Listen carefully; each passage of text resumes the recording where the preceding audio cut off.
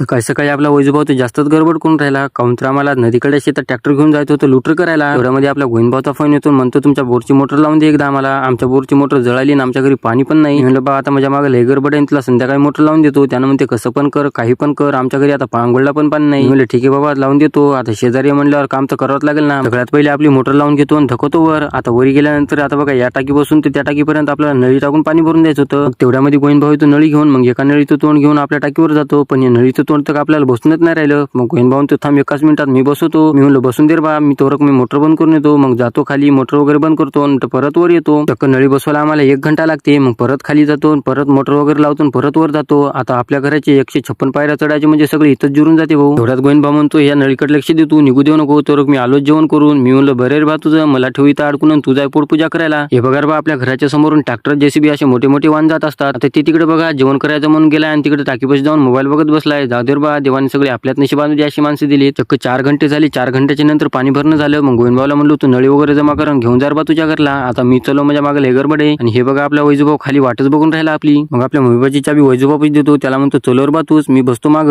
तेवढ्यामध्ये आपले कासूभाऊ आणि चंदूभाऊ लग्नाची मूळ पत्रिका घेऊन येतात. काउंटर येईल त्या 25 तारखेला आपल्या सीतम देवीचं लग्न आहे. मी चलोर बा, तुम्ही पण या. ही लग्नाची मूळ पत्रिका आता घरी नेऊन ठेवायला तर पत्र नाही खात, काउंटर आपल्या मागे गडबड होती. मग तसंच तिला शेतात घेऊन गेलो. मग संध्याकाळी घरा यायच्या टायमाला तिला घेऊन येतो परत. मग तिथून दाखवतो आपण 1 मिलियनच्या स्पीडनं शेतामध्ये. आता शेतामध्ये पोहोचल्या सगळ्यात पहिले आपले ट्रॅक्टर काढून घेतलं आणि ट्रॅक्टरला लुटर जोडून घेतलं. आणि वैजूभाऊला म्हणलो तू धक समोर, आता मी येतो तुझ्या पाठीमागं महबूबावर. वैजूभाऊला देतो समोर काढून ही जी मूळ पत्रिका आहे आपल्या आखाड्यावर ठेवतो. मग काढतो आपली महबूबा आणि धकवतो 1 मिलियनच्या स्पीडनं नदीच्या शेतात. चला बिना कांड होता आपलं दिवस तर जातच नाही भाऊ. आपले ट्रॅक्टर्स बसले इथं अडकून. पुलाच्या सोबत आमचा रोड बी तोडून टाकला यांनी. मग वैजूबा म्हणला लागरे बा रोड तयार करा. मग मी म्हणलं मी करत नसतो बा, मला व्हिडिओ काढायची तूच लाग. मग वैजूबा लागतो रोड करायला. मग तेवढ्यामध्ये आपले गौरव पाटील येतात. शाळेत गेले हा कटाळाला काऊन ते म्हणतात ना जब सीधी उंगली से घी ना निकले तो उंगली टेढ़ी करनी पडते. तसंच वैजूभाऊला म्हणलं भाऊ ट्रॅक्टर रिवर्स मध्ये घे, रिवर्स मध्ये निघून जाते. मग लागतो आपला वैजूभाऊ ट्रॅक्टर रिवर्स घ्यायला. मग ट्रॅक्टर रिवर्स घेतो आणि ट्रॅक्टर एका झटक्यामध्ये निघून जाते बा. ते म्हणतात ते कावत खरे बा, जब सीधी उंगली से घी ना निकले तर उंगली टेढ़ी करनी पडते. आता तुम्ही म्हणसाल तुमच्या नदीकडे रानात जायला मोठा रोड नाही का? आहे रे बा, लय मोठा हवे रोड आहे. पण साला त्या रोडवरून आमच्या रानात जायला शेजाऱ्याच्या रानातून जावं लागते. आणि आमच्या नदीकडल्या शेजारी इतके कुचर इतके साला पायानं पण जाऊ देत नाही, तर ट्रॅक्टर कधी जाऊ देतील? कसं बस ट्रॅक्टर वगैरे काढून देतो, वैजूभाऊला पाठवून देतो रानामध्ये. आता मी चाललो घरी. चला तर मग आजच्या पुरतं एवढंच. आता भेटूयात पुढच्या व्हिडिओमध्ये. व्हिडिओ आवडला असेल तर लाईक करा, नसेल आवडला तर सबस्क्राईब करा.